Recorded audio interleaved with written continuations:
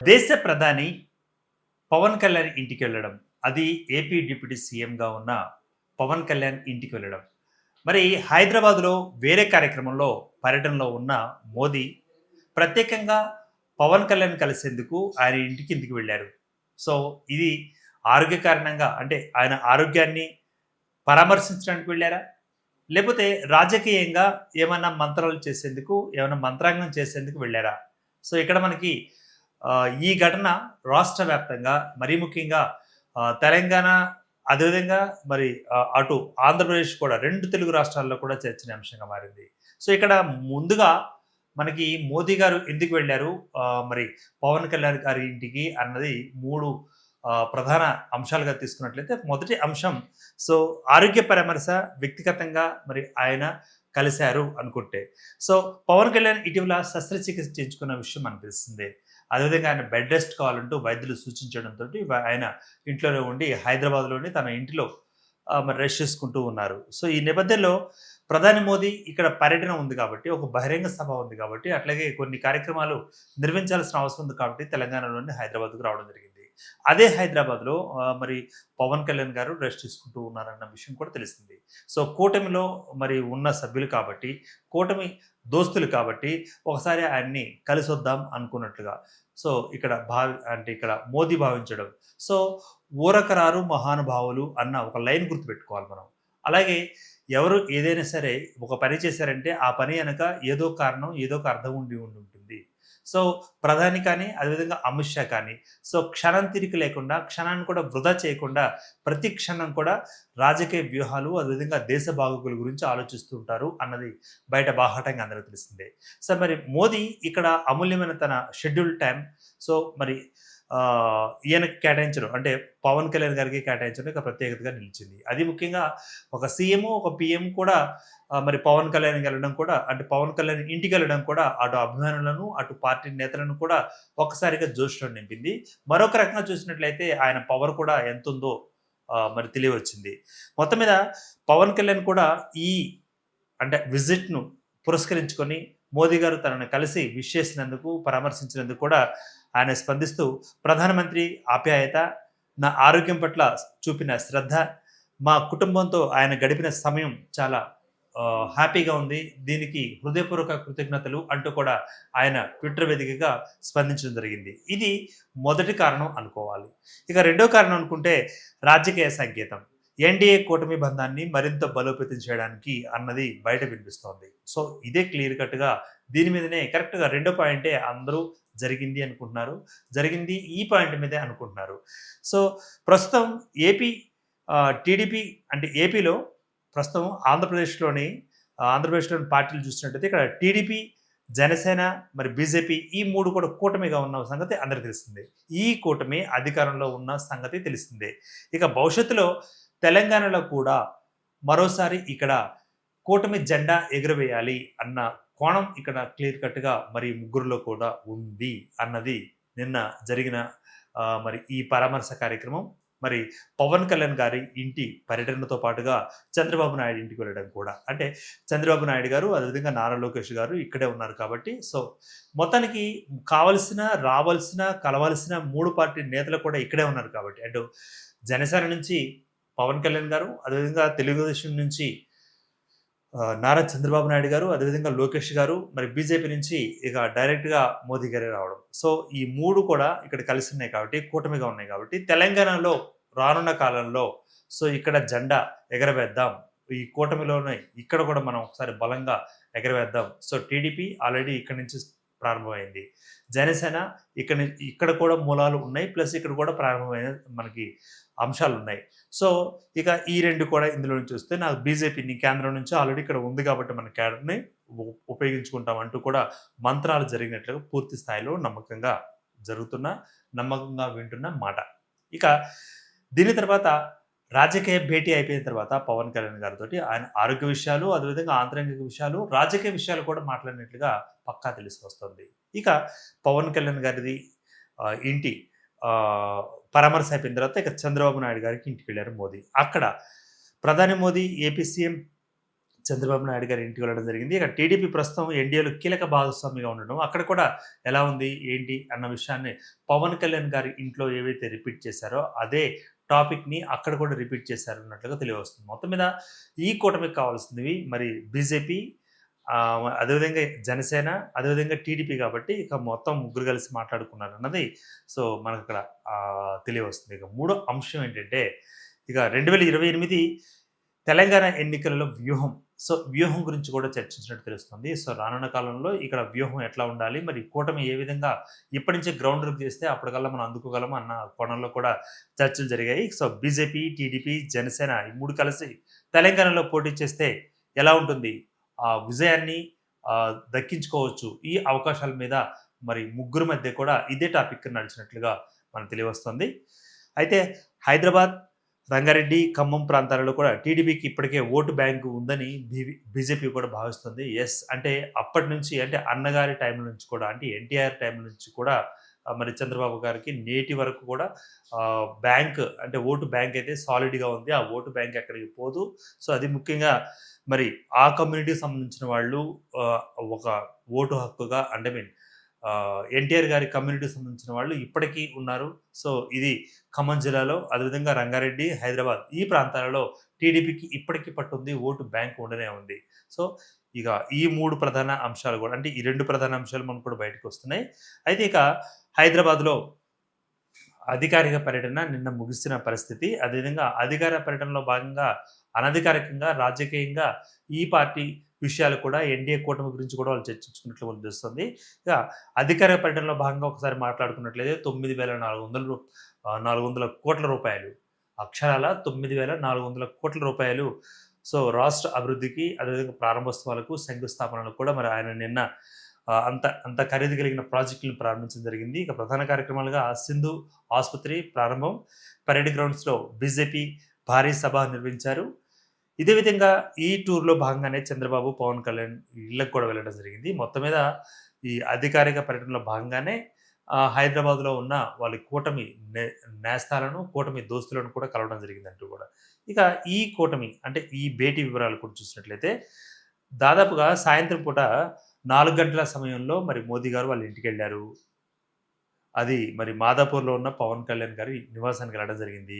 అక్కడ 20 మినిట్స్ అంటే 20 నిమిషాల పాటు ఆయన అక్కడ మరి పవన్ కళ్యాణ్ గారితో మాట్లాడడం జరిగింది. ఇక అంటే కొన్ని కథనాల్లో మనకేంటంటే మెగాస్టార్ చిరంజీవి గారు కూడా వస్తారని తెలిసింది. కానీ అక్కడికి వచ్చినట్లుగా తెలియకుండా ఉన్న పరిస్థితి. ఇక ఈ భేటీ ఎందుకని ప్రాముఖ్యత సంతరించుకుంది?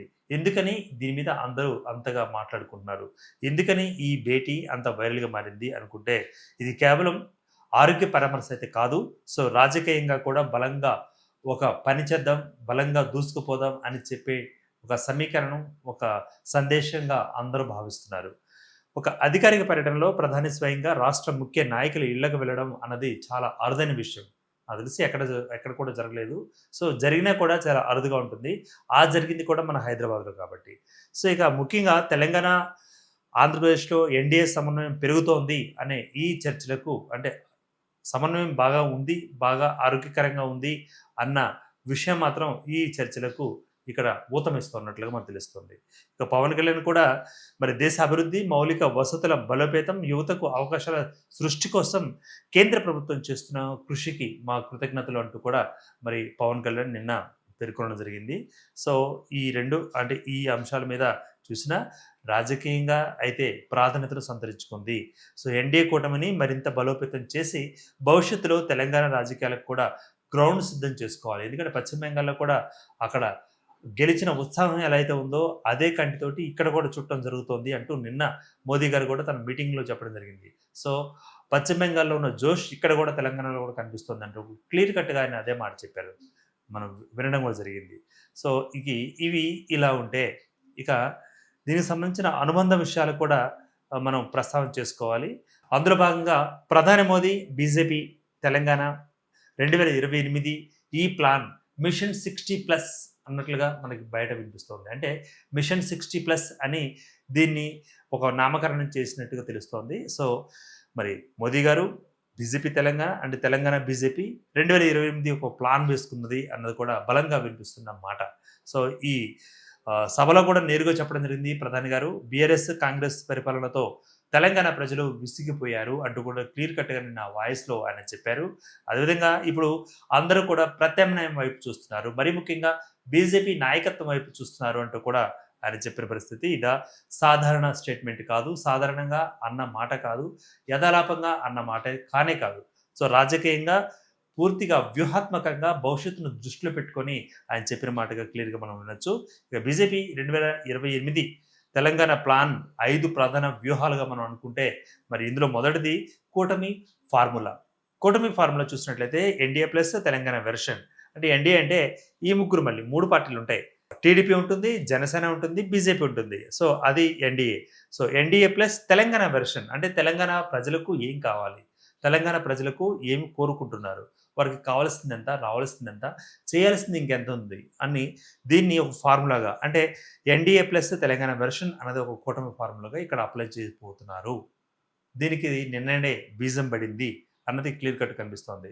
సో, ఇక్కడ తెలంగాణ రాష్ట్రంలో ఉండే 119 సీట్లు ఏవైతే ఉన్నాయో అందులో కనీసం 60% సాధిస్తే కనీసం మెజారిటీ అంటే దానికి సంబంధించిన మ్యాజిక్ ఫిగర్ సంపాదించినట్లే. సో, 119 సీట్లలో ఒక 60 కొడితే చాలు. 60+ కొడితే చాలు. ఇదే అంటే అక్కడ పైన అనుకున్నాం కదా! మిషన్ 60+ అన్నారు. మిషన్ 60+ అంటే 60 అంటే ఇక్కడ మ్యాజిక్ ఫిగర్ అనమాట. తెలంగాణలో ఉన్న అసెంబ్లీలన్నీ కలిపితే అందులో 119 అసెంబ్లీలలో ఇందులో మ్యాజిక్ ఫిగర్ ఎంతంటే 60. ఈ 60+ కొట్టాలి. ఈ 60+ ఎలా కొట్టగలరు? ఎలా కొట్టడం సాధ్యపడుతుంది అన్న విషయం మనం చూసినట్లయితే సో, ఇక్కడ ఒక ప్లాన్ అంటూ వాళ్ళు వేసుకున్నట్లుగా తెలుస్తుంది. ఆ ప్లాన్ ఏంటంటే BJP plus Janasena plus TDP కలిసి పోటీ చేయడం. ఈ 3 ప్రధాన పార్టీలైతే కూటమి పార్టీలే ఉంటాయి. కొత్త పార్టీలేం రావు. ఈ కూటమి ఏపీలో సక్సెస్ అయింది కాబట్టి అదే ఫార్ములాని ఇక్కడ కూడా అప్లై చేయడం అన్నది నిన్న జరిగిన మరి ఆ భేటీలో అంటే నిన్న జరిగిన ఆ రాజకీయ పరామర్శ కార్యక్రమంలో అనుకున్నట్లు తెలుస్తోంది. సో, ఇందులో BJP plus Janasena plus TDP కలిసి పోటీ చేయడం ఇక్కడి నుంచే. అదేవిధంగా ఏపీలో పనిచేసిన ఫార్ములా ఏదైతుందో తెలంగాణలో కూడా అప్లై చేద్దాం. ఇక్కడ కూడా అమలు చేయాలన్నది వాళ్ళు అనుకున్నది. ఇక టీడీపీ ఎందుకంటే ఇప్పటికే టీడీపీ మరి కొత్త రాష్ట్రం విడిపోయిన తర్వాత పార్టీ అంతా అక్కడికి వెళ్ళిపోయింది కదా! సంస్థాగతంగా అంతా అక్కడి నుంచి జరుగుతుంది కదా! అనుకుంటే అది పప్పులో కాలేసినట్లే. ఇంకొక రకంగా చెప్పినట్లయితే తప్పులో కాలేసినట్లే. హైదరాబాద్, రంగారెడ్డి, ఖమ్మం, నల్గొండ ప్రాంతాల్లో ఇంకా ఓటు సాలిడ్ బ్యాంక్ ఉంది. ఈ టీడీపీకి సాలిడ్ ఓటు బ్యాంక్ ఉంది. సో, ఇక్కడ 5-8% ఓటు బ్యాంక్ క్లియర్ కట్‌గా ఉంది. ఆయా నియోజకవర్గాల్లోని మన మొత్తం ఓటర్ల సంఖ్యలో 5-8% వరకు ఓటు బ్యాంక్ ఉంది. సో, ఇక కూటమి కలిసి వచ్చి ఇక్కడ మేము ముగ్గురం ఉన్నాం. ఈ కూటమిని ఆల్రెడీ సక్సెస్ చేసాం. ఇక్కడ కూడా మమ్మల్ని ఆశీర్వదించండి అంటూ కూడా వస్తే, సో, ఈ 8% మరి ఇక్కడ టీడీపీ కలుపుకుంటుంది. తన వాటాగా కూటమి ప్రభుత్వానికి ఇస్తుంది అన్న ఆశతోటి టీడీపీని కూడా ఇక్కడ కూడా కంటిన్యూ చేస్తుంది ఎన్డీఏ కూటమిలో అంటూ మరొక వార్త. ఇక జనసేన కూడా. జనసేనకి ఎంత బలం ఉంది తెలంగాణలో?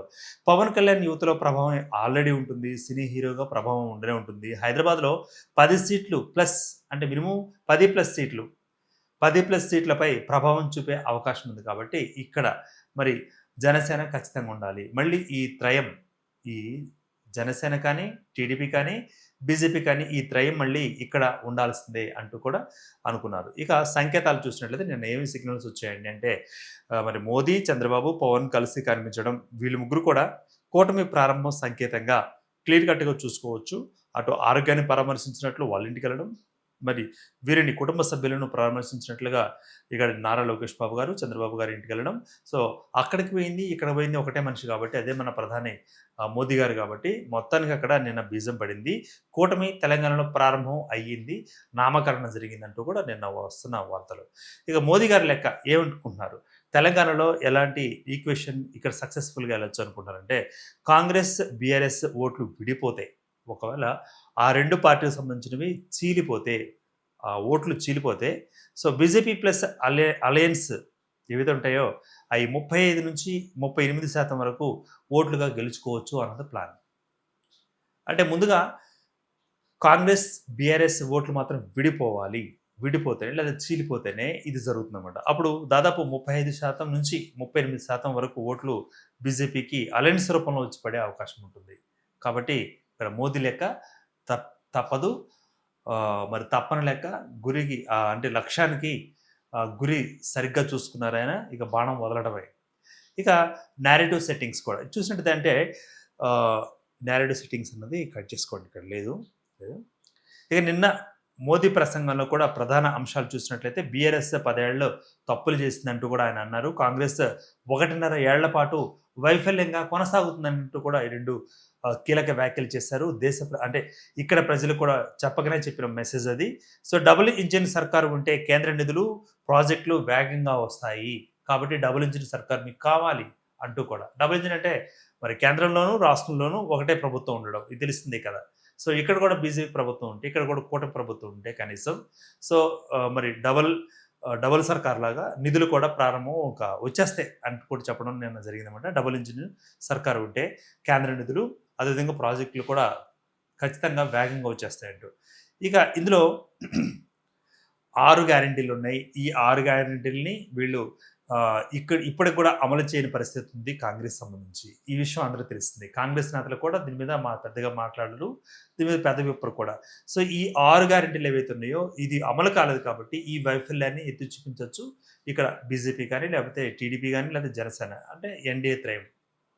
అదేవిధంగా టీఎస్పీఎస్సీ పేపర్స్ ఏవైతే ఉన్నాయో ఆ పేపర్ లీకులు కూడా, నిరుద్యోగ సమస్య, ఈ సమస్య మీద కూడా వాళ్ళు ఎత్తుకోవచ్చు. రేపొద్దున ఇక్కడి నుంచి ప్రచారం స్టార్ట్ చేస్తే కాళేశ్వరం ప్రాజెక్టు అవినీతి చిహ్నంగా చూపించడం, మరి రైతులను కాంగ్రెస్, బీఆర్ఎస్ 2 కూడా మోసం చేశారని ప్రచారం చేయడం. సో ఈ 4 అంశాలు అంటే 6 గ్యారెంటీలు, టీఎస్పీఎస్సీ పేపర్ లీకేజ్లు, ప్లస్ నిరుద్యోగ సమస్య, కాళేశ్వరం ప్రాజెక్టు, రైతులను కాంగ్రెస్ ప్రభుత్వం, బీఆర్ఎస్ ప్రభుత్వం 2 మోసం చేశాయి అన్న ఈ 5 పాయింట్లు, దాదాపుగా ఈ 5 పాయింట్లు చాలు ఆ పార్టీని పడగొట్టడానికి అన్నట్లుగా మరి బయట తెలుతున్న విషయం. సో ఇక క్యాడర్ని మనం చూసినట్టయితే బూత్ స్థాయిలో మనకి బీజేపీ ఇప్పటికే కార్యకర్తలను కూడా నియమించుకున్న పరిస్థితి మనం చూస్తున్నాం. సో పరిష్కారం దీనికి ఏంటంటే అంటే గ్రామ స్థాయిలో అయితే బలహీనంగా ఉన్నది, పట్టణ స్థానంలో అయితే బీజేపీకి చాలా బలం ఉంది. కానీ దీనికి ఏం చేయాలి? ప్రతి బూత్కి ఒక కార్యకర్తను ఉంచుకోవాలి. అంటే దాదాపుగా తెలంగాణలో 35,000 బూత్స్ ఉన్నాయి, పోలింగ్ బూత్స్ ఉన్నాయి. పోలింగ్ అంటూ జరిగితే, ఎలక్షన్లను జరిగితే ఈ ఎలక్షన్లలో 35,000 బూతులు అక్కడ పనిచేయాల్సిందే. ఈ 35,000 బూతులకు కూడా మరి 35,000 మంది కార్యకర్తలు అక్కడ అవసరం. సో 35,000 మందిని ఇక్కడ పెట్టుకోవాలి. 35,000 మంది అంటే ఏ పార్టీ అయినా సరే ఇక్కడ ప్రారంభించాలంటే 35,000 మంది కార్యకర్తలు పెట్టుకోవాలి. వాళ్ళు బూత్ లెవెల్లో పనిచేయాలి. ఆయా బూతులలో ఓట్లు వేయించడానికి, ఓట్లు సరిచూడడానికి పనిచేయాలి. ఇక గోడలపై బీజేపీ ప్రచారం ఇప్పటికే ప్రారంభమైంది. అంటే మోదీ గవర్నమెంట్, మోదీ సర్కార్, డబుల్ సర్కార్ ఇప్పటికే ప్రచారం కూడా ఆల్రెడీ ఉంది. సో ఇక ఈ నిన్న జరిగిన భారీ ర్యాలీ కూడా మరి తద్వారా తమకు ఎంత బలం ఉంది అన్న విషయాన్ని నిన్న చూపకనే చూపారు బీజేపీ శ్రేణులు. ఇక లోకల్గా మరి ప్లస్ పాయింట్ అయ్యే నాయకులు ఎవరు ఉన్నారండి బీజేపీ కంటే? మరి కిషన్ రెడ్డి ఉన్నారు,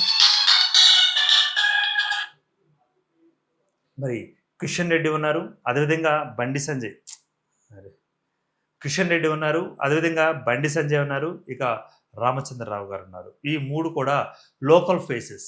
ఈ లోకల్ ఫేస్ తోటి మరి అదేవిధంగా టీడీపీ, అదేవిధంగా జనసేన మరి ఆఫీసులు కూడా కలిస్తే సో బలమైన ఫేసెస్గా, బలమైన కూటమిగా ఇక తయారయ్యే పరిస్థితి ఉంటుంది. ఇక అత్యంత విలువైంది, అత్యంత కీలకమైనది కూడా ఏంటంటే అందరి విజయాలు కుల బలం మీదే ఆధారపడి ఉంటుంది. ఆయా కులాలు కుల బలం లేనిది ఏ రాజకీయ పార్టీ కూడా మనలేదు, ఓట్లు పడవు అంతే.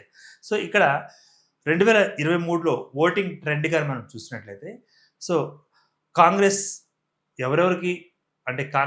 ఎవరెవరు ఓట్లు పడ్డాయి అనుకుంటే రెడ్డిస్, అదేవిధంగా మైనారిటీస్ ప్లస్ ఎస్టీలు, ఈ 3 సామాజిక వర్గాల వల్ల మాత్రమే మరి కాంగ్రెస్కి ఓటు వేసిన పరిస్థితి లాస్ట్ 2023లో జరిగిన ఎన్నికల్లో.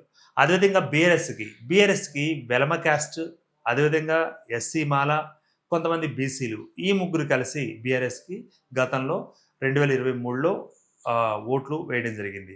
ఇక బీజేపీ ఎవరిని లక్ష్యంగా పెట్టుకుంటుందంటే బీసీలను లక్ష్యంగా పెట్టుకుంటుంది ఇక్కడ, అలాగే ఎస్సీలను పెట్టుకుంటుంది. అది ఎస్సీలు కూడా మళ్ళీ ఎస్సీ మాదిగ సోదరులు అన్నమాట.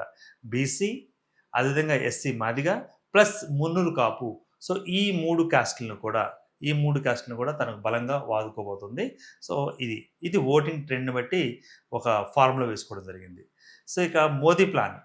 సో, మోదీ ప్లాన్ ఎలా ఉందంటే బీసీల రిజర్వేషన్ అనేది మద్దతు చేకూరుతుంది. బీసీలకు మద్దతు అంటే బీసీలకు రిజర్వేషన్‌లు దీనికి సంబంధించిన అంశం ఏదైతే ఉందో ఆ రిజర్వేషన్ వాళ్ళకి పూర్తి స్థాయిలో మద్దతు ఇచ్చే అంశంగా మరి దానికి పరిణమించనుంది.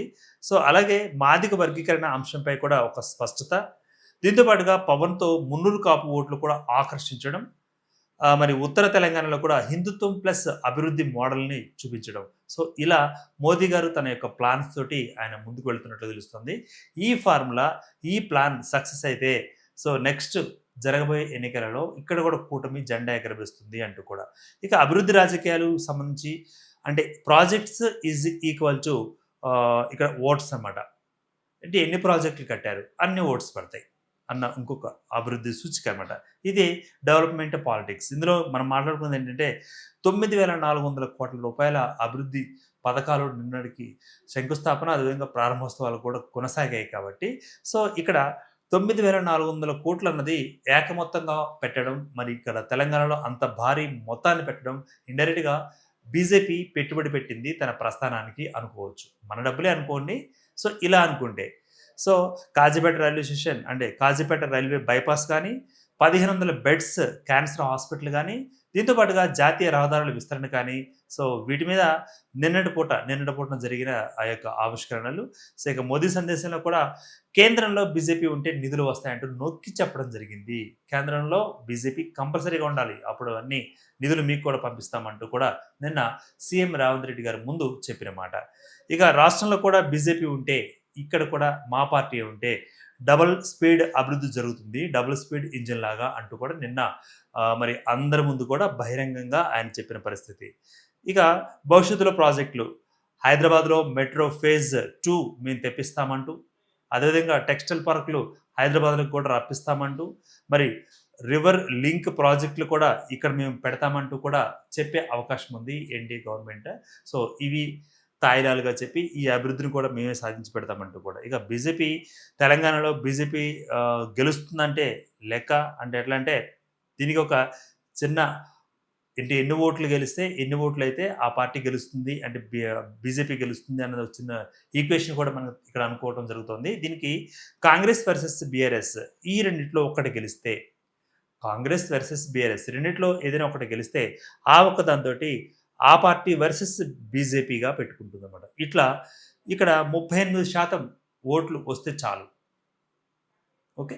రైట్. ఇక ఓట్లు విడిపోతే ఒకవేళ ఓట్లు చీలిపోతే ఇందులో బీజేపీకి మాత్రం బాగా లాభం వస్తుంది. ఎందుకంటే వాళ్ళు ఓట్లు చీల్చారంటే ఆ చీల్చిన ఓట్లు బీజేపీకి బాగా లబ్ధి చేకూరుతాయన్నది రెండోది. ఇక Congress versus BJP Congress versus BJP గాని ఫైట్ చేసుకుంటే ఈ రెండింటికి పోటాపోటీగా ఉంటే దాదాపు 48% అక్కడ ఓటింగ్ పర్సెంటేజ్ ఉండే అవకాశం ఉంది అంటూ కూడా వినిపిస్తుంది ఒక మాట. సో, ఇక BJP plus TDP plus Janasena అంటే ఈ కూటమి వచ్చినట్లయితే 35% కూటమి అంటే 35% ఇక్కడ విజయావకాశాలను 35% సీట్లను కూడా గెలుచుకునే అవకాశం ఉంది అంటూ కూడా అంటే 30% ఓట్లను గెలుచుకునే అవకాశం ఉంది అంటూ కూడా మరి ఇక్కడ వినిపిస్తున్న లెక్క. ఇది తెలంగాణలో బీజేపీ గెలవాలంటే ఈ లెక్కతోటి ముందుకు వెళ్ళాలి. అంటే నిన్నటి వరకు ఒక లెక్క, ఈ రోజు నుంచి రేపటి నుంచి ఒక లెక్క అంటారు కదా! జస్ట్ లైక్ అట్లా. ఇక బీజేపీకి ఉన్న 3 పెద్ద సవాళ్లు కూడా మనం ఇక్కడ పరిగణలోకి తీసుకుందాం. ఇది తీసుకున్నట్లయితే ఇక్కడ బలమైన సీఎం క్యాండిడేట్ లేకపోవడం. అంటే సీఎం క్యాండిడేట్‌గా అభ్యర్థిని ఇక్కడ దింపుదామన్నా కూడా బీజేపీకి ఇక్కడ లేరు. అదొకటి సవాలు దానికి బీజేపీ ఇక్కడ. అదేవిధంగా హైదరాబాద్‌లో ఎంఐఎం ప్రభావం ఎక్కువగా ఉంటుందని, బయట పార్టీ అనే తెలంగాణ భావోద్వేగం ఇక్కడ లోకల్స్ ఉంటారు కాబట్టి, లోకలైట్స్ ఉంటారు కాబట్టి, ఈ లోకలైట్స్ ముందు ఏ పార్టీ వచ్చినా సరే అది బయట పార్టీ కదా! జాతీయ పార్టీ కాదు కదా! మన పార్టీ కాదు కదా! అంటూ కూడా ప్రాంతీయ తత్వాన్ని ఇక్కడ రెచ్చగొట్టేలా ఉంటుంది కాబట్టి అదొక పెద్ద సవాలు. ఇక మూడోదేంటంటే ఈ 3 ప్రధాన సవాళ్ళనమాట. ఇక దీనికి పరిష్కారం ఏం చేయాలి? తెలంగాణ బీజేపీ, తెలంగాణ నాయకత్వం అనే ఒక ఇమేజ్‌ని నిర్మించాలి. ఇప్పుడు టీడీపీ అని ఎలాగైతే పేరు పెట్టుకుందో బీజేపీ అని కూడా ఒక పెట్టుకోవాలి. అట్లా ఇమేజ్ గాని బ్రాండ్ చేసుకుంటే ఇక్కడ కుదురుతుంది. రేపు సక్సెస్ అయ్యే అవకాశం ఉంటుంది. ఇక 2026లో ఏం చేయాలి? 27లో ఏం చేయాలి, 28లో ఏం చేయాలని ఒక రూట్ మ్యాప్ పెట్టుకోవాలి. సో, ఆ రూట్ మ్యాప్ ఇప్పుడు బీజేపీది అన్నట్లుగా మనకు బయట వినిపిస్తుంది. ఇందులో 2026లో సభ్యత్వ నమోదు పూర్తి చేసుకోవాలి. అదేవిధంగా బూత్ లెవెల్‌లో కూడా కమిటీని పూర్తి చేసుకోవాలి. ఇక 2027లో ఇందులో జీహెచ్ఎంసీ ఎన్నికల మీద ఫోకస్ పెట్టాలి. అదేవిధంగా 2028లో మోదీ, అమిత్ షా భారీగా ప్రచారం చేయాలి ఇక్కడికొచ్చి. ఇక మిషన్ 60ని లక్ష్యంగా పెట్టుకోవాలి. కన్ను మూసినా, కన్ను తెరిసినా అక్కడ మిషన్ 60 అంటే 60 సీట్లు ప్లస్ 60 పైగా సీట్లు సంపాదిస్తే ఇక్కడ 119 అసెంబ్లీ స్థానాలలో మరి మ్యాజిక్ ఫిగర్ కూడా ఇక్కడ సొంతం చేసుకునే అవకాశం ఉంది. ఇక ఈ రకంగా మనం అన్నీ కూడా గుర్తు చేసుకున్నట్లయితే వారి యొక్క లక్ష్యాలు కూడా ఇక్కడ గ్యారంటీగా ఎన్డీఏ కూటమి ఏమైతే ఊహించిందో, ఎందుకైతే కలిసిందో, నిన్న ఎందుకైతే బీజం వేసిందో, ఆ బీజం వేసిన దానికి ఒక సార్థకత కూడా వచ్చే అవకాశం ఉంటుంది. ఇక తెలంగాణలో బీజేపీ గెలిచే అవకాశం ఉంటుందా? లేదా? అలాగే కాంగ్రెస్ ఆర్ బీఆర్ఎస్ మళ్ళీ ఇక్కడ రాష్ట్ర ప్రభుత్వంలో వస్తాయా అన్నదానికి మీ యొక్క అమూల్యమైన కామెంట్ చేయండి. Keep watching Andhraprabha.